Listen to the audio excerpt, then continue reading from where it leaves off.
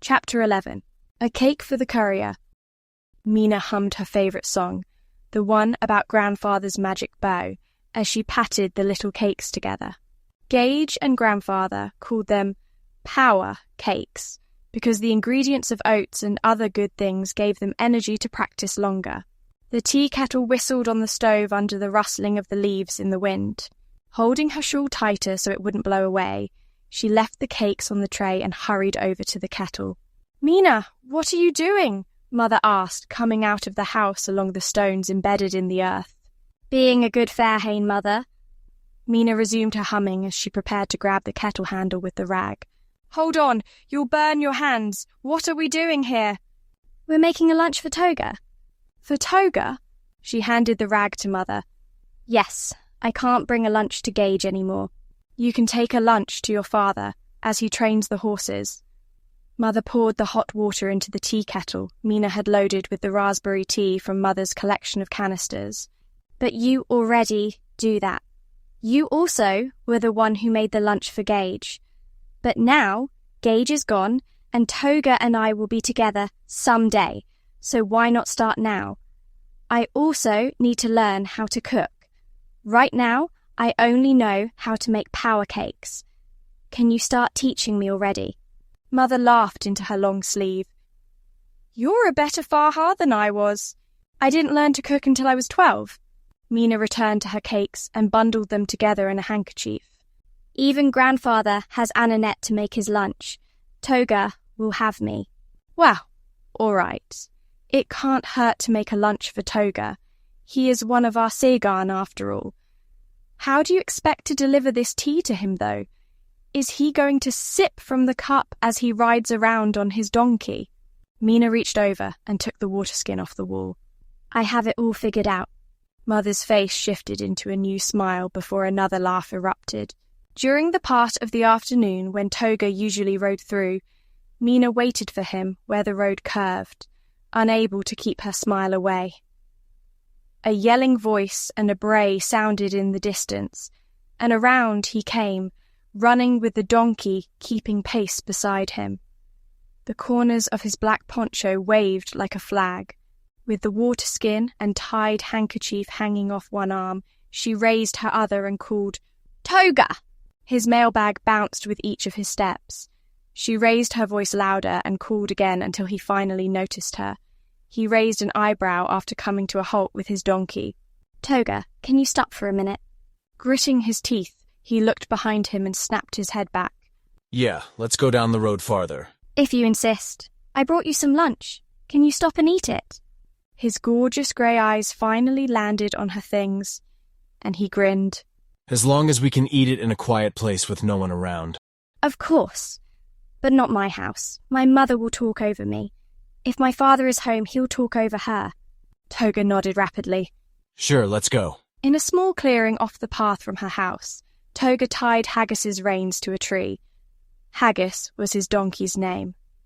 Mhina took off her apron, which the females usually wore to protect their treasured humberhicks, and spread it on the ground. "So," Mhina began, "Gage went off to the army about a week ago. Has he sent any letters to me yet?" "Nope." Toga sat beside her spread apron, upon which she laid the handkerchief and untied it to display the cakes. He sighed. "Power cakes, huh?" "There's tea in this water skin." She held it high and shook it. Smirking, he reached out and took the skin. "So, what happened back there?" she asked. He hurried to swallow the hot tea, seeming surprised at its temperature. "Nothing. I mean, they think I was ogling a Fairhain too long. The Distir were yelling at me." "One of the widows again?" "Yeah. Can you do me a favor?" "Of course." "Tell them you saw the whole thing. I did not do whatever they say I did." Mhina cocked her head, gazing at his beautiful face with raven black hair shimmering in the shady grove. It had barely grown past his shoulders as of yet. He'd only been Sagan for several months. Only full Sagan could grow their hair past their shoulders. "But did you do it?" she asked.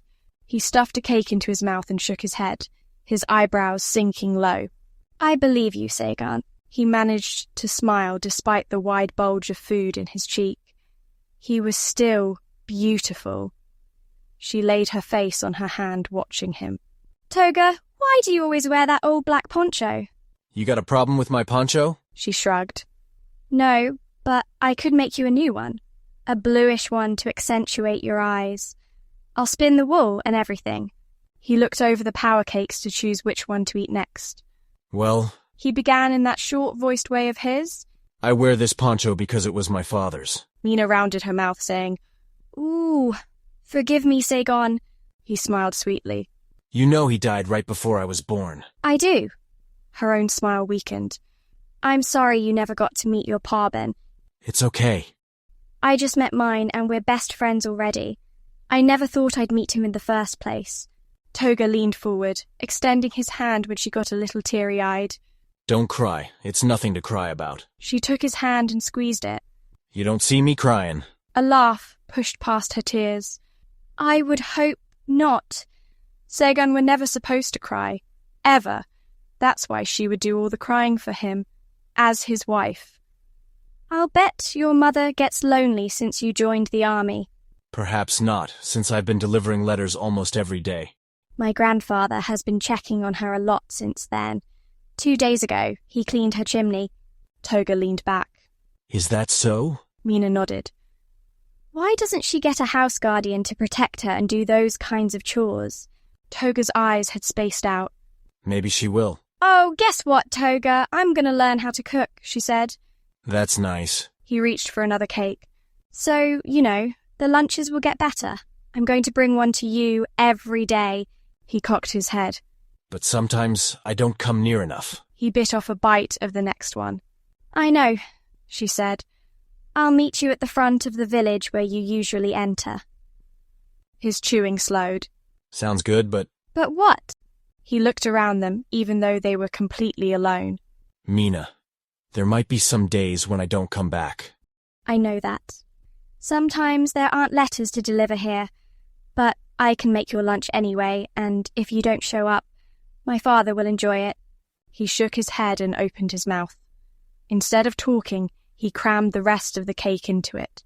It's good, he said with a full mouth.